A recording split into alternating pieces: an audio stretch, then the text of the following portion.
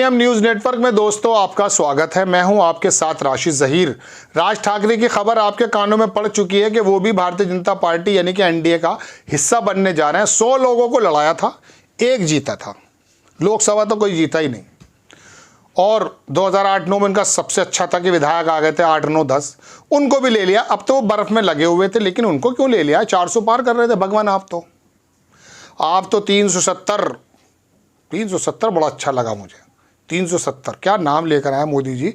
वाकई इमेजिनेशन का तो जवाब नहीं। वो वाली बात बताई है कि देखो 370 हटाने वाले हमें, 370 सीटें तो हमें खाली बीजेपी को दे दो और 400 सीटें दे दो। 400 से पार कर दो साहब पूरे गठबंधन की। राजीव गांधी का वो जो पूरा का पूरा एक रिकॉर्ड था उसको भी तोड़ना है। चलिए, ये तो बात मैं अपनी तरफ से कह रहा हूँ। तो राज ठाकरे वहाँ आ गए जनाब। तो अब राज ठाकरे जो आए हैं तो 400 सीटों की बात क्या हुई और ऐसी क्या वजह रही है कि राज ठाकरे की भी लेना पड़ने लगा है? जब आप इतने कॉन्फिडेंट हैं, तंत्र आपके हाथ में, गोदी मीडिया आपके हाथ में। अब तो यूट्यूब के अंदर भी इस प्रकार के इन्फ्लुएंसर, 5000 इन्फ्लुएंसर बुलाए दिल्ली में, ऐसे भाग रहे थे जिसके 500 सब्सक्राइबर, वो भी भाग रहा था। पैसे मिलेंगे साहब। पूरा का पूरा सोशल मीडिया पर जिन लोगों को धार्मिक पशु बना दिया है उनके अंदर तड़का देने का टाइम आया हुआ है। एक अभी मैंने देखा यूट्यूबर है, वो बिहार का ही है, चश्मा लगाता है, वैसे बनता अपने आप में बड़ा हीरो सा है, लेकिन बिहार का है भाई। और बातें भी उसकी इसी प्रकार की हैं। आप यकीन मानिए, लिटरली गाली बक रहा है। मोहम्मद जुबैर अल्ट न्यूज़ वाले को गाली बक रहा है। गाली, शब्द गाली के हैं उसके। मेरे मन में भी यही बात आई कि मैंने यार कम से कम तूने बिहार से आने के बाद अपना हुलिया सही कर लिया है। हम लोगों का दरअसल ऐसे रहता है भाई, हम बम्बई के बॉलीवुड के लोग तो हैं नहीं, यूपी बिहार के हैं। तो कहने का मतलब ये कि अपनी लैंग्वेज तो सुधार। लेकिन कैसे सुधार पाएगा? क्योंकि उस परिवेश में पला बड़ा है और फिर आकर के सरकार की चाटुकारिता, मतलब मैं चाटू करने की बात याद आई, लिटरली गाली बक रहा है। यकीन मानिए आप, मैं आपको कैसे दिखा पाऊँ। खैर, अपनी बात बताता हूँ कि मैं महाराष्ट्र में आ जाता हूँ। ये लोग आकर के अब तड़का लगाने लगे हैं। तो अब जब 400 हैं, शिंदे को क्यों तोड़ा था साहब? अजीत पवार को क्यों ये कहा था या तो जेल या फिर रेल? बिहार भोपाल में कह रहे थे ना, 70,000 करोड़ रुपए का करप्शन पार्टी का घोटाला, 35,000 का तो सिंचाई का है। 4-5 दिन बाद क्या हुआ? जेल का डर दिखाया, रेल में बैठ गया वो बंदा। वो बोला चाचा बूढ़े हो गए हैं, ज़्यादा हो गई उनकी उम्र, सुनूंगा नहीं। रेल में बैठ गया, बन गया डिप्टी सीएम। तो अब ये डिप्टी सीएम बनाया, 2-2 लोगों की पार्टियां तोड़ दी, बाला साहब ठाकरे की पार्टी तोड़ दी। क्या अब भी पेट नहीं भरा भगवान?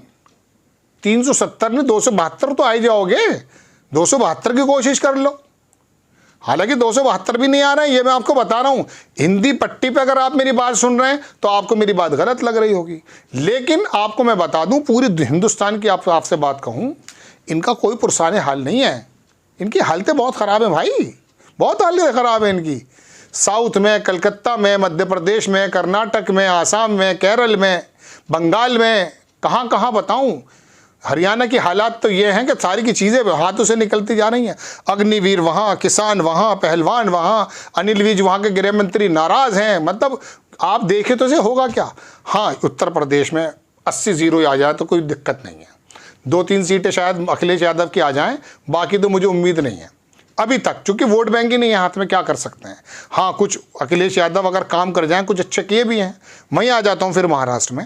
तो महाराष्ट्र में राज ठाकरे को लेने की ज़रूरत क्या पड़ गई है? राज ठाकरे क्या कर देंगे साहब आके? राज ठाकरे का कुछ परिवहन मंत्रालय से काम है, जानते हो भी नहीं। ऐसे आरोप लगते हैं कि बसें वगैरह चलती हैं, स्टेट जो वहाँ का कारपोरेशन है बस परिवहन का, तो हो सकता है उनका कुछ चला गया हो नोटिस, बसें चला रहे जा रहे हो। उन्होंने कहा नहीं साहब, 1.5% वोट है, बताओ क्या करना है। अरे उद्धव ठाकरे जो है बड़ा मराठी मानुष करते हैं, जरा इनको आगे पीछे करना है। अपनी शोला बयानी से हमारे वो बयानों में मंचों पे आना और धम मचा देना, लेकिन कभी कभी तो अपनी जगह बेवकूफ़ी का भी काम कर जाते हो। उत्तर भारत की राजनीति करते हो, ओबीसी की राजनीति करते हो महाराष्ट्र में, और जो उत्तर भारतीय को गाली देने वाला नेता उनको अपने पास मिला लेते हो। वो आपको वोट दे रहे थे कि भारतीय जनता पार्टी उत्तर भारतीयों की राजनीति कर रही है, ओबीसी की राजनीति कर रही है, राज ठाकरे हमें निकाल रहा है, नौकरी देने को मना करता है। अब उनका बन गया बिल्कुल घर का आदमी वो। अब हिंदी पट्टी का आदमी क्या सोचेगा गोदी मीडिया आपको बता देता कि देखिए ये वो नेता है जो पहले कभी हिंदी पट्टी के लोगों को वहाँ से निकालने की बात करता था, अब जो है बाकायदा बैठ गया इनकी गोद में। लेकिन ये तो गुजराती और महाराष्ट्री से कैसे निपटोगे भगवान? पूरे मुंबई में उद्धव ठाकरे की शराफत के चर्चे हैं, उसकी सौम्यता के चर्चे हैं, उसके बोलने के चर्चे हैं। सहानुभूति उसको मिलती जा रही है, काट नहीं कर पाया शिंदे भी और अजीत पवार भी। तो अब क्या करें? पकड़ कर लाओ। अगली बात जो खबर का सबसे इंपॉर्टेंट टॉपिक है वो मैं बताने जा रहा हूं। ये मेरा पर्सनल व्यूज है, संभावना भी हो सकती है। प्रकाश आंबेडकर, भाई ये आदमी जो है इसका कुछ नहीं पता। अगला निशाना राज ठाकरे, तो एक अजीबोगरीब इस पर का बात सुन लीजिए, कोई दिक्कत नहीं है, आने जाने से कुछ नहीं है, बल्कि समझ लीजिए लाए हैं, ठीक है, नाम बढ़ गया, हालात बदलेंगे उससे कुछ नहीं।